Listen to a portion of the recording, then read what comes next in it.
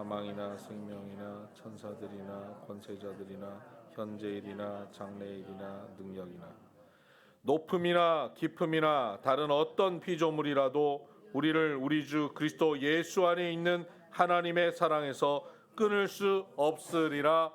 아멘. 오늘 우리는 로마서 8장 말씀을 가지고 함께 복음 성령 안에서라는 제목으로 말씀을 나누겠습니다.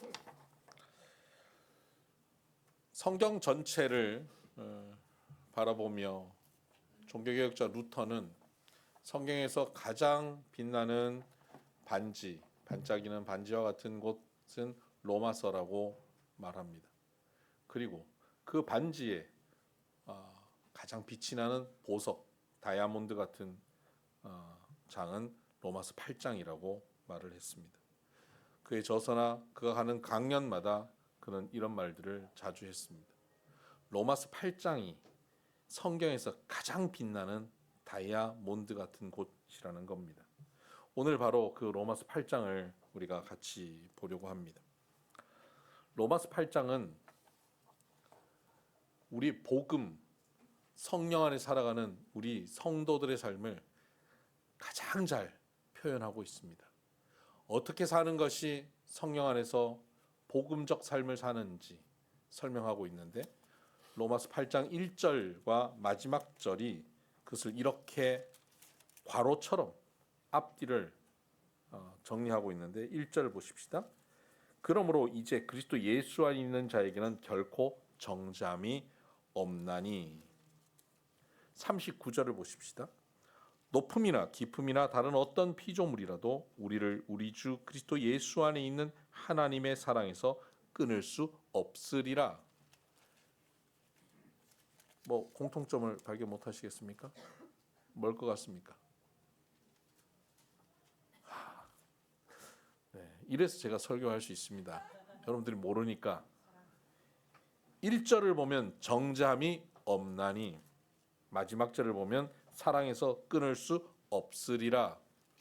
없다는 말로 앞뒤가 연결되어 있습니다. 1절도 없다, 마지막 절도 없다로 완전히 로마서 8장을 앞뒤로 딱 정리하고 있는 겁니다. 정죄함이 없고 그리스도의 사랑에서 끊을 수 없다.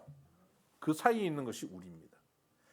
우리는 정죄할 것이 많은데 정죄함이 없고, 그런데 또 실수투성이로 또 넘어지고 사망의 몸에 매여서 공고한 자로 살 수밖에 없는 우리들인데, 그런 우리들을 그리스도의 사랑에서 끊어낼 수 없다. 그 안에 사는 것이 저와 여러분이라는 겁니다. 이것이 복음입니다. 정죄함이 없고 사랑에서 끊을 수 없는 삶, 그 안에 사는 삶이 뭐냐? 다른 말로 성령 안에 사는 삶입니다. 성령 안에 사는 삶. 로마서 7장까지 로마서에는 영, 성령 이런 단어들이 거의 안 나옵니다. 한두 번 나옵니다. 그런데 로마서 8장에 가면 성령, 그리스도의 영, 하나님의 영, 영, 나의 영, 이런 영이라고 하는 단어가요 22회나 나옵니다. 20번 이상. 어떤 학자에 의해서는 더 나온다고 하고 덜 나온다고 하지만 20여 회가 나옵니다. 성령에 대한 언급이 전혀 없다가 로마서 8장에 성령에 대한 언급이 이렇게 많이 나오는 것은 복음의 삶이 바로 성령의 삶이다라고 하는 것을 우리에게 강조하고 있는 것입니다. 성령 안에서 사는 삶, 그것이 바로 그리스도인의 삶입니다.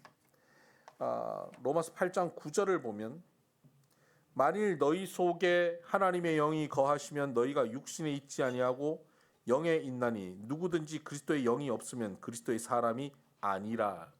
그리스도의 영이 없으면 그리스도의 사람이 아니고 그리스도의 영이 있으면 그리스도의 사람입니다. 누구든지 그리스도의 영이 있으면, 성령이 있으면 그리스도인입니다. 크리스찬, 그리스도인은 교회를 왔다 갔다 하는 사람이 아닙니다. 목사, 장로, 권사라고 하는 간판 단다고 그리스도인이 아닙니다. 성령이 있는 사람입니다. 성령이 거하는 삶, 그것이 그리스도인인 것입니다. 성령 안에 사는 삶, 복음을 누리는 사람입니다.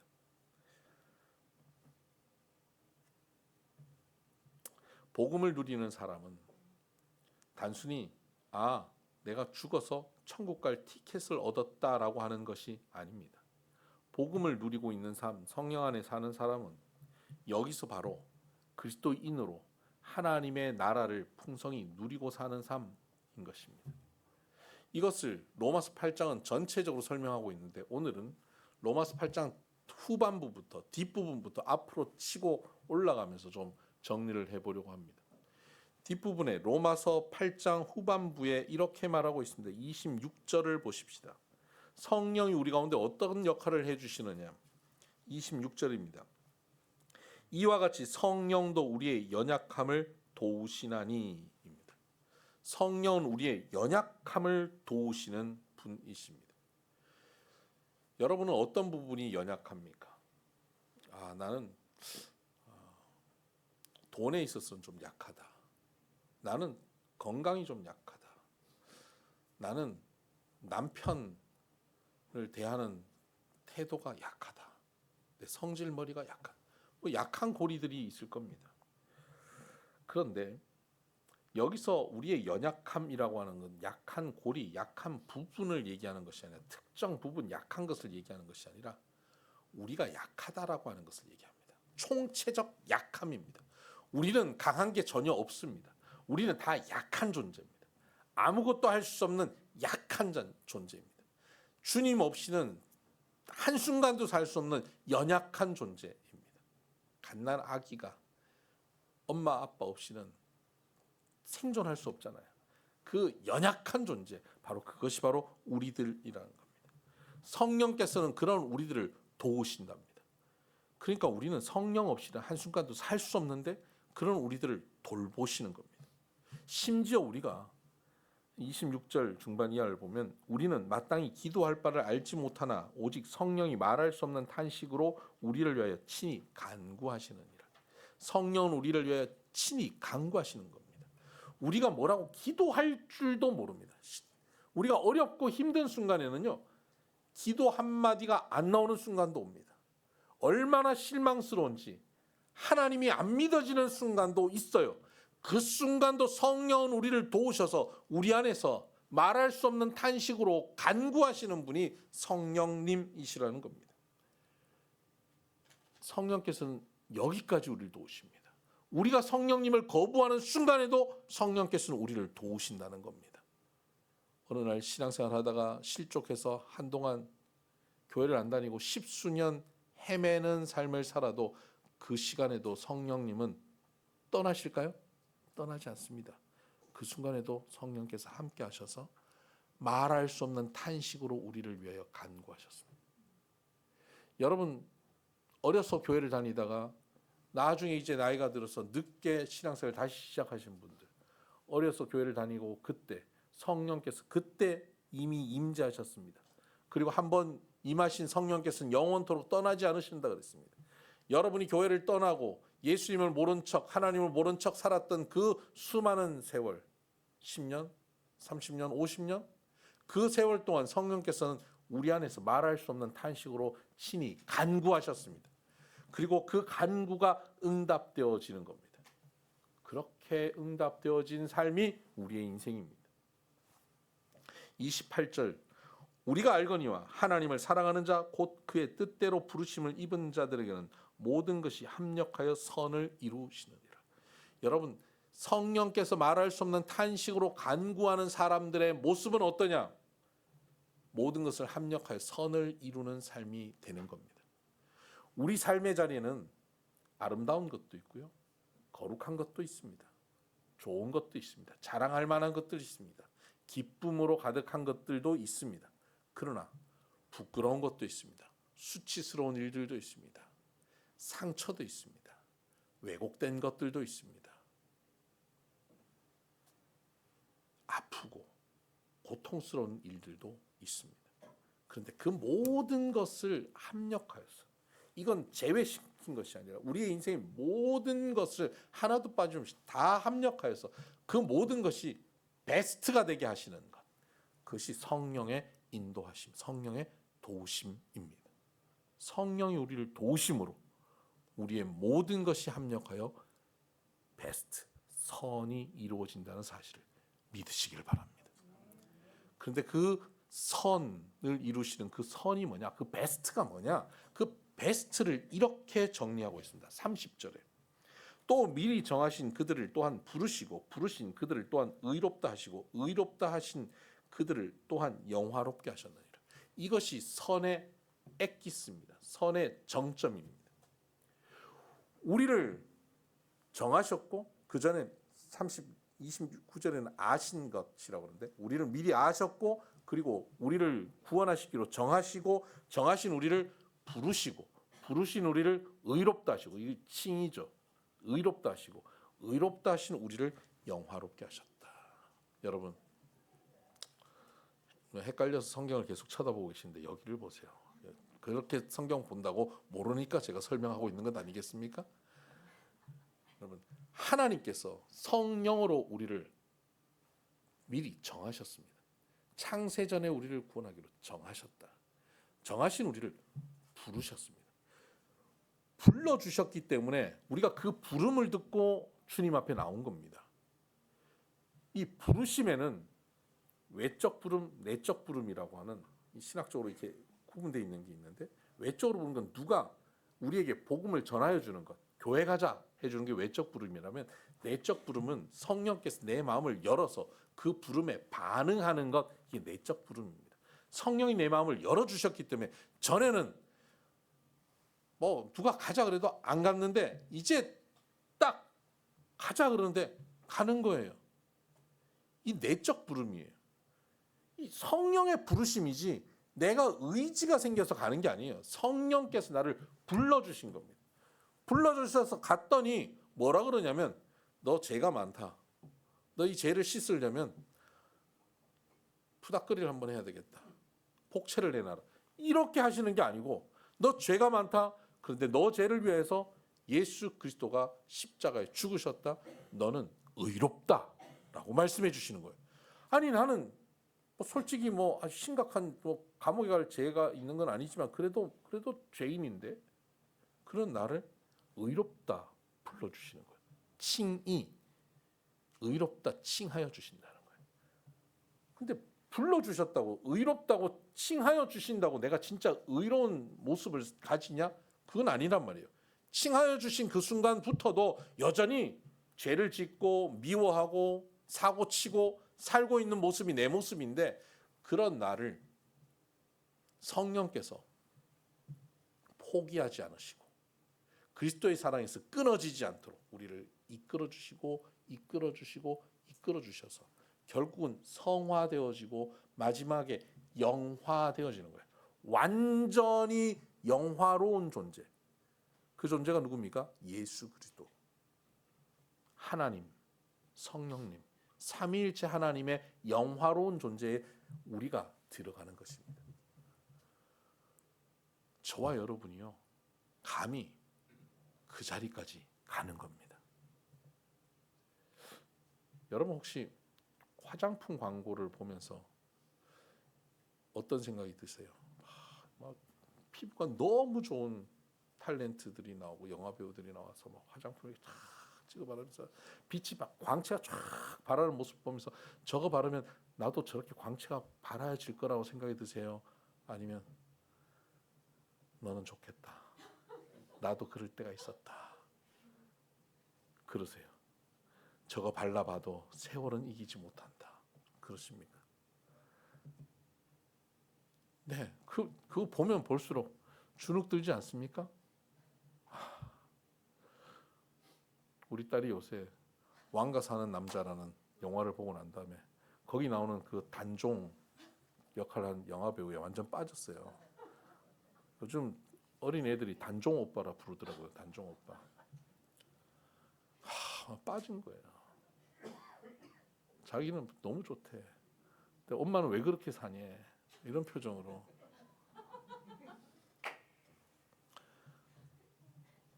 그래서 제가 그 단종 오빠를 보면 나도 그럴 때가 있었다. 안 믿는 표정들인데.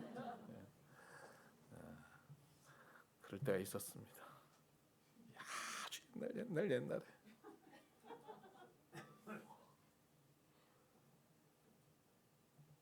그 피부 좋은 아이들을 보면요, 우리는 나도 저렇게 될까? 안 되죠. 안 됩니다. 아무리 찍어 발라도 안 됩니다. 팽팽하게 펴본다고 안 됩니다. 뭐 집어넣는다고 안 돼요.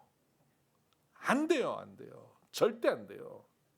결코 안 돼요. 결코 그럴 수 없느니라. 그런데 성경은 우리에게 말합니다. 너희가 영화롭게 된다는 겁니다. 피부는 안 되는데요, 우리의 성품은 영화로워지는 겁니다. 어디까지요? 저 공자만큼이요? 석가만큼이요? 아니요. 베드로만큼? 바울만큼? 아니에요. 예수님만큼이요. 내가 거룩하니 너희도 거룩하라고 말씀하셨어요. 하나님께서 나만큼 너희가 거룩하여질 것이다라고 말씀한 거예요. 아, 그 거룩을 위해서 나는 모든 걸 다 끊고 나는 속세를 끊고 산에 가서 머리 깎고 돌을 닦아야 되겠다. 아니요, 그렇지 않습니다. 하나님께서 내가 너를 거기까지 끌고 갈 것이다.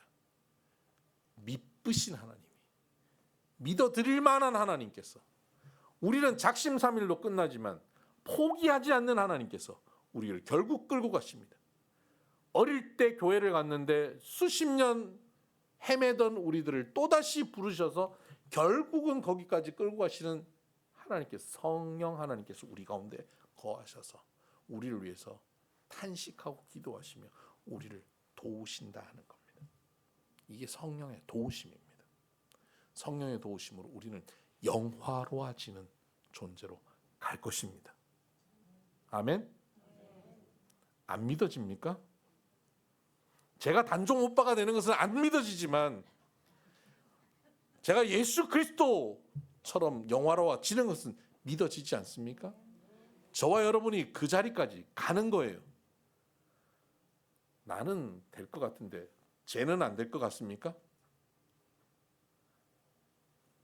됩니다. 왜요? 그 사람에게 가능성이 있어서가 아니라 그 안에 계신 성령의 도우심으로 말입니다. 하나님은 그렇게 인도하실 겁니다. 그리고는 그렇게 인도하시는 하나님은 우리를 어떻게 변화시키냐면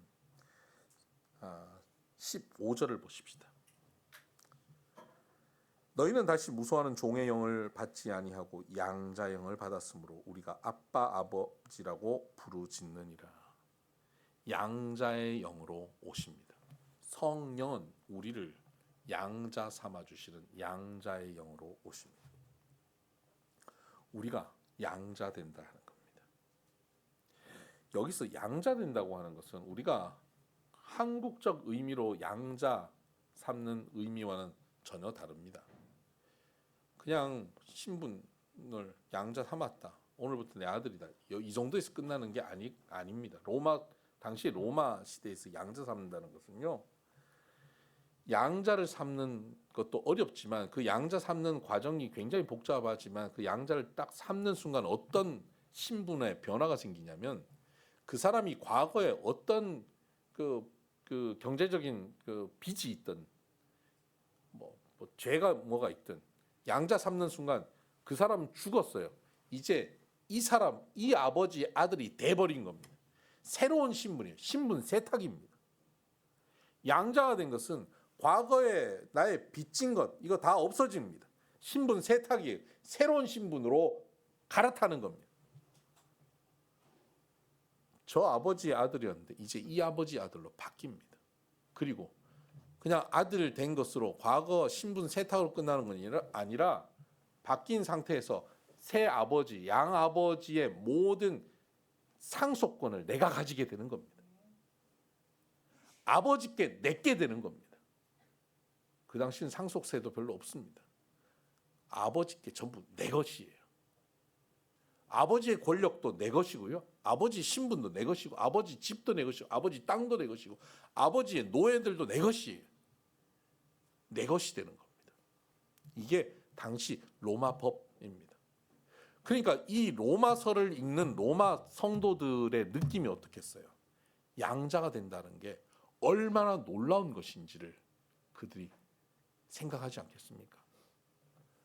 더군다나 이 상속을 한다는 것이기 때문에 내 재산, 내 정치적인 배경 이런 것들을 다 이 아들이 가져가니까 아무에게나 상속시키겠습니까? 그러니까 양자를 삼을 때 가장 신경 쓰는 게 뭘까요? 잘생긴 거 신경 쓸까요? 그 사람 집안 배경을 신경 쓸까요? 아니에요. 오직 그의 능력을 신경 씁니다. 야, 얘를 내 아들 삼으면 나의 뒤를 이어서 우리 집안을 일으킬 수 있는 아들일까 아닐까, 그 능력에 초점이 있습니다. 그러니까 능력이 있어야 양자가 돼요. 누구의 훌륭한 사람의 양자가 됐다라고 하면 요즘으로 치면 하버드 갔다 뭐 이런 겁니다. 대단한 어디에 들어갔다 뭐 그 정도의 능력을 가진 사람이다. 양자 됐다라고 하면 능력이 있다라는 것을 증명하는 겁니다. 그게 로마서에 하나님의 양자가 됐다라고 얘기를 하면요, 사람들이 얼마나 능력이 있길래 신의 양자가 되지? 이런 생각하지 않겠어요? 그 양자를 너희를 양자로 삼아줬다. 내겐 능력 없는데 양자의 영이 오셔서 너희를 양자로 삼으셨다. 내게 능력 없지만 그분의 능력으로, 성령의 능력으로 우리는 양자된 것입니다. 로마 시대는 로마 제국이 되고 난 다음 첫 번째 황제가 아우구스투스 황제 아닙니까? 아우구스투스 황제의 다음번의 황제가 누구냐면 티베리우스 황제입니다. 그 아들이 어떻게 됐을까요? 양자입니다. 티베리우스. 티베리우스 다음의 왕은 가이우스입니다. 가이우스는 티베리우스의 친아들일까요? 양자입니다. 황제들도 다 양자로 이어지는 모습입니다. 그러니까 능력이 있는 사람을 뽑았겠죠. 하나님은 우리를 양자 삼으십니다. 그리고 하나님 나라를 주십니다. 우리가 능력이 있었습니까? 아니요, 우리는 능력이 없습니다. 아무것도 못합니다. 그런데 성령이 우리 가운데 오셔서 양자의 영이 우리를 붙잡으셔서 우리를 양자 삼으시고 양자답게, 아들답게 우리를 살 수 있도록 만들어 가십니다. 그래서 이런 말씀을 합니다. 17절, 자녀이면 또한 상속자 곧 하나님의 상속자요 그리스도와 함께한 상속자니 우리가 그와 함께 영광을 받기 위하여 고난도 함께 받아야 할 것이니라. 양자면 상속자래요. 하나님 나라를, 하나님의 유업을 상속받게 되는 상속자입니다. 황제의 상속자, 또다시 황제가 되는 아우구스투스의 상속자 티베리우스가 되는 상속자가 되려면 황제 수업을 해야 되지 않겠습니까? 그냥 너 오늘부터 내 아들이야, 너 하고 싶은 대로 다 하고 살아, 내버려 두지 않습니다. 아들답게 황제 수업을 시켜서 이 나라를 다스릴 수 있는 사람으로 만들어가는 것, 그것이 양자 삼은 아버지 역할 아니겠어요? 양자의 영이신 성령께서는 우리를 양자 삼고는 우리를 그 하나님의 영광의 상속, 영화롭게 하는 그 상속으로 가게 하기 위해서 뭐가 동반되겠죠? 아들답게, 딸답게 만들어가는 과정이 동반됩니다. 그러니까 영광을 받기 위하여 고난도 함께 받아야 할 것이니라. 여기서 이 고난이 뭘까요? 황제 수업입니다. 이 고난이 초라하고 연약한 자격 없는 우리를 결국 하나님의 자녀답게 만들어가는 시간들이라는 겁니다. 세상 사람들의 고난은 뭡니까? 정말 고입니다. 그냥 고통입니다. 그 고통으로 늙고 병들고 죽는 그 고통입니다. 망하는 고통입니다. 우리의 고통은 뭡니까? 고난은 뭡니까? 그것으로 빚어지는 것입니다. 새로워지는 것입니다. 탄소가 잿덩어리잖아요. 잿덩어리인데 고압과 고열에 짓눌려질 때 그 중에서 다이아몬드가 만들어지는 것 아닙니까? 우리가 고압과 고열이라고 하는 인생의 고난의 시간들을 통과해내면서 우리가 뭐가 되냐면 다이아몬드가 되는 겁니다. 빛나는 존재가 되는 거예요. 하나님의 자녀다워지는 것입니다. 그래서 히브리서 12장 8절 이하에 보면 징계하지 않는 아들이 있냐. 징계하지 않는 아들은 참아들이 아니고 사생자니라라고 말씀하고 있습니다. 참아들, 양자 삼고 참아들 삼아 놓았으면 반드시 징계한다는 거예요. 혼내고 야단치고 가르쳐서 바로 만들어 간다는 겁니다. 내 자녀니까 잔소리하는 겁니다. 여러분 남의 자녀들한테 잔소리 합니까? 안 해요. 남의 자녀는 칭찬만 하죠. 내 자녀니까 잔소리도 하고 혼도 내는 겁니다. 잘 되라고. 그렇게 하지 않으면 내 자녀 아니라는 얘기입니다. 하나님께서 우리를 양자 삼고 나면 양자 삼았으니까 우리를 영광스럽게 영화롭게 만들어가는 그 목표, 이 온전한 승리의 자리, 넉넉히 이기는 자리까지 가게 하기 위해서 우리에게 고난을 허락하십니다. 그러니 여러분, 우리가 지금 당하는 고난은 뭘까요? 황제 수업입니다. 그것은 멸망의 징조가 아니라 황제가 될 과정입니다. 믿으십니까? 여러분, 어릴 때 부모님이 회초리 들고 여러분들 때린 거 기억나십니까? 회초리 들고 엄마가 아빠가 딱 나타났을 때 여러분 느낌이 어땠습니까? 우리 엄마 나를 죽이겠구나, 이런 생각을 하셨습니까? 요즘 사건들을 보면 그럴 수도 있겠다는 사건들도 간혹 있는데, 어느 엄마가 어느 아빠가 회초리 들고 너 오늘, 말은 그렇게 하더라고요. 너 오늘 한번 죽어봐라, 말은 그렇게 하는 집도 있습니다. 근데 죽이는 엄마 아빠 없잖아요. 사이코패스나 죽이지. 없습니다. 그 매는 나를 살리는 매인 겁니다. 하나님이 우리에게 주시는 고난이 그것입니다. 여러분, 고난이 오고 고통이 오고 너무 극심한 어려움이 우리에게 다가올 때 죽을 것 같죠? 그때 생각하세요. 저 회초리에 맞아 난 죽을 거다라고 착각하는 그 어린아이는 정말 바보라고 하는 것을 여러분 기억하시기 바랍니다.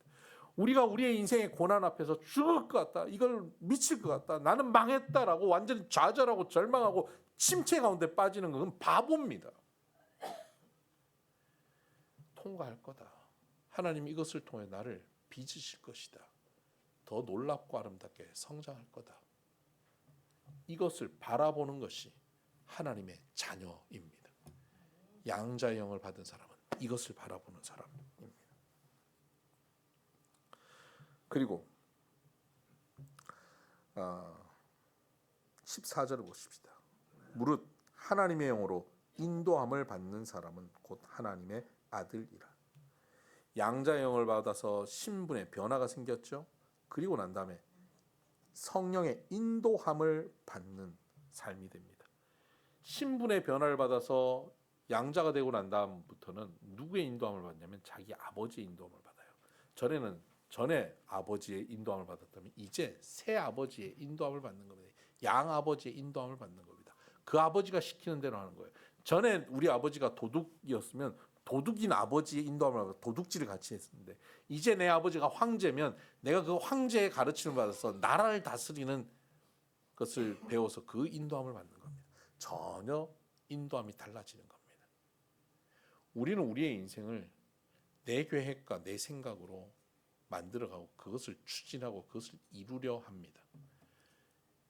하나님의 양자가 된 사람들, 하나님의 자녀가 된 사람들은 이제 그렇게 사는 게 아닙니다. 내 계획을 성취하며 사는 것이 아니라 나를 향한 하나님의 계획하심을 따라 그분의 인도함을 따라 사는 삶입니다. 그러니까 이 사람은 계획을 잘 세우고 그것을 추진하고 그것을 착착착 이루어가는 것이 인생의 성공의 길이 아니라, 이제 하나님의 자녀가 된 사람은 하나님의 계획이 무엇인지를 알고 그 계획에 순종하며 그 계획을 따라가는 삶이 잘 사는 삶인 것입니다. 내 계획을 추진하는 삶이 아니라 하나님의 계획을 잘 순종하는 사람인 겁니다. 요즘은 강아지를 막 신주 딴지 모시듯 막 모시고 다니잖아요. 산책하다 보면 거의 유모차가 10대 중에 한두 대만 진짜 유모차지 나머지는 다 개모차. 근데 그 강아지를 그렇게 모시고 다닙니다. 근데 예전에 시골에서 뭐 집에 개 키울 때 말입니다. 그때 강아지는 안 키우고 개 키웠잖아요. 개 키울 때 가면 이제 그 집에 들어가면 개가 막 나옵니다. 주인한테는 안 그러지만 손님한테 막 덤벼들죠. 막 짖죠. 그러면 그 주인이 시골의 그 주인 할머니가 어떻게 합니까? 이놈의 개새끼 이렇게 합니다. 이놈의 개새끼 너 들어가 이렇게 소리 지릅니다. 여러분 그런 할머니들 못 보셨어요? 저 숱하게 봤습니다. 이놈의 개새끼 개새끼한테 개새끼라고 하는 것은 욕이 아니잖아요. 사람한테 그럴 때 욕이지. 들어가 막 소리를 지릅니다. 근데 뭐 걔가 뭐 꼬리치고 저리 뛰고 그럼 저쪽으로 가고 또 몽둥이 또 때립니다. 그러면 저쪽으로 그 결국은 개 집으로 들어갑니다. 그 손님이 가게 하죠. 결국은 들어갈 걸. 그 욕을 먹고 매를 맞고 그러고 들어가는 겁니다. 개새끼. 성령께서 우리를 인도하셔요. 들어가라고. 알아서 딱 알아서 들어가 그러면 네 이러고 들어가면 되는데 이리 뛰고 저리 뛰면 이놈의 개새끼 이렇게 되는 거예요. 하나님이 우리를 이리 때리고 저리 때리는 시간들이 없어야 되지 않겠습니까? 근데 가만 보면 많이 맞고 오신 것 같아요. 욕도 많이 먹고 오신 것 같아요. 저도 그랬고요. 그걸 줄이는 게 지혜로운 겁니다. 빨리 하나님의 뜻이 무엇인지 파악하고 거기에 꼬리 살랑살랑 흔들고 들어가면 그러면 몽둥이가 아니라 우리 강아지 개새끼가 아니에요. 그때는 우리 강아지 물고 빱니다. 막 쓰다듬어 줍니다. 우리가 그런 존재가 돼야죠.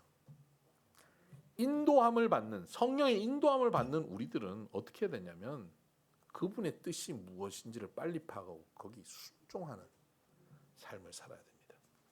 그것이 바로 내 삶의 주도권을 그분께 드리는 삶입니다. 내 주도권으로 내가 지고 사는 것이 아니라 주도권은 주님께 있습니다라고 드리고 사는 삶. 그리고 마지막으로 5절을 보십시다. 육신을 따르는 자는 육신의 일을, 영을 따르는 자는 영의 일을 생각하나니 육신의 생각은 사망이요 영의 생각은 생명과 평안이니라. 성령 안에 사는 사람은 성령의 생각을 하고 삽니다. 육신의 생각은 사망이고 영의 생각은 생명과 평안입니다. 영의 생각을 하고 살아라 그래서 하루 종일 계속 하나님 생각, 교회 생각, 계속 이렇게 생각하고 사는 것을 얘기하는 게 아닙니다. 영의 생각을 하고 산다고 하는 것은 영의 관점으로 바라보는 겁니다. 영의 생각으로 사는 것. 영의 관점으로 사는 겁니다. 우리 교회 영의 관점으로 영의 생각으로 사는 분이 계시죠. 권영의 영의 생각으로 살잖아요. 또 한 분 더 계시죠. 영의 생각으로 사는 분 김주원 영의 생각으로 사시죠. 영의 생각으로 살아야만 사실 수 있는 거잖아요. 우리가 그렇습니다. 우리가 김주원 장로님 처지예요. 영의 생각으로 살지 않으면 안 돼요. 영의 생각으로 살지 않으면 사망. 영의 생각으로 살면 생명과 평안. 우리는 어떻게 살아요? 영의 생각으로. 생명과 평안이 뭡니까? 천국입니다. 영의 생각은 영의 관점이에요. 가치관이에요. 무엇을 봐도 그것을 보는 가치관에 따라서 결정합니다. 돈을 봐도, 돈을 벌어도, 돈을 사용해도, 시간을 사용해도, 사람을 만나도, 그 사람 미운 짓을 해도, 그 사람 어떤 무엇을 보아도 어떤 관점으로 보느냐에 따라서 우리는 달라지는 겁니다. 근데 이 관점은 어떻게 생기냐면요. 봐서 생기는 게 아닙니다. 관점이 본다고 생기는 게 아니에요. 보기 전에 생깁니다. 뭘로? 들어서 생깁니다. 들음에서 믿음이 난다 그랬잖아요. 다시 말하면 들음에서 관점이 나는 겁니다. 가치관, 세계관이 들음에서 생깁니다. 뭘 자꾸 듣느냐에 따라서 관점이 달라집니다. 새로운 사람을 만나는데 그 사람 만나기 전에 그 사람에 대해서 계속 험담을 계속 들었다고 생각해 보십시다. 그리고 그 사람 딱 보면 그 사람 생긴 거나 그 사람 말투나 그 사람 걸어오는 걸음걸이나 모든 것이 다 꼴불견이에요. 다 뭔가 문제가 있어 보이고 뭔가 마음에 잘못 안 좋은 생각을 갖고 다가오는 것 같고 나한테 뭔가 해코지 하려고 오는 것 같고 그렇게 보여요.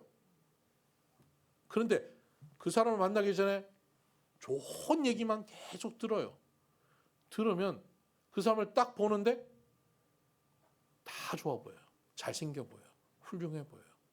오늘 우리 처음 오셨는데 다 좋아 보여요. 잘생겨 보이시고 훌륭해 보이시고 시인이시고 저 생각에는 얼마나 아름다운 생각들을 갖고 계시고 시를 쓰셨을까. 이런 시인이시거든요. 그런 가치관이 선입견이 생기는 것 그것은 누가 무슨 말을 하느냐에 따라 달라지는 겁니다. 그래서 영의 생각을 하는 건 어떻게 하느냐. 내가 계속 하늘만 바라보고 생각하고 산다고 영의 생각이 아니라 하나님의 말씀을 계속 공급해서 듣고 가까이 하나님의 말씀을 사모하는 사람이 내 옆에 많아서 대화만 하면 그런 생각들이 계속 공급되어지는 사람, 그 사람이 영의 생각을 하는 사람이 되는 겁니다. 제일 쉬운 방법을 알려드릴까요? 아침에 눈 뜨고 아침 묵상 들어오는 거예요. 또 하이 말씀, 또 하이 말씀 이러고 시작하는 겁니다. 그러면 영의 생각을 하고 시작하는 삶이 되는 겁니다. 영의 생각은 뭐라고요? 생명과 평안이다.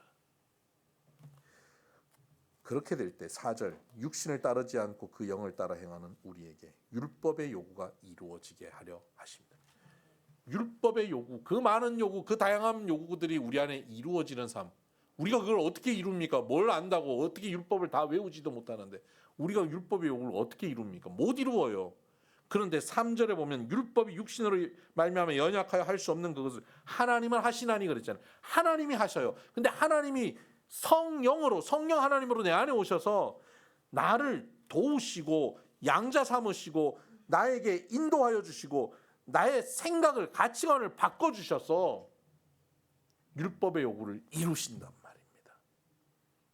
그렇게 율법을 이루시면 나를 붙잡고 있는 사망의 몸에서 나가 완전히 벗어나게 됩니다. 그래서 2절 이는 그리스도 예수 안에 있는 생명의 성령의 법이 죄와 사망의 법에서 너를 해방하였습니다. 7장에 사망의 몸에 매여서 오라 공고한 자로다 누가 나를 이 사망의 몸에서 건져내랴 라고 절규했던 모습에서 해방되었다라고 선포합니다. 오늘 3.1절입니다. 독립선언문을 외쳤던 날입니다. 오늘 우리의 영적인 독립선언문이 바로 여기에 있습니다. 우리는 해방되었다. 죄와 사망의 법에서 해방되었다. 감히 누가 해방시킬 수 있습니까? 성령께서. 하나님은 하시나니 성령께서 우리를 해방시키십니다. 성령의 도우심으로 성령께서 양자 삼으셔서 성령께서 인도해 주심으로 성령께서 우리의 가치관을 바꿔주심으로 우리가 성령 안에 해방될 수 있는 것입니다. 기도하십시다.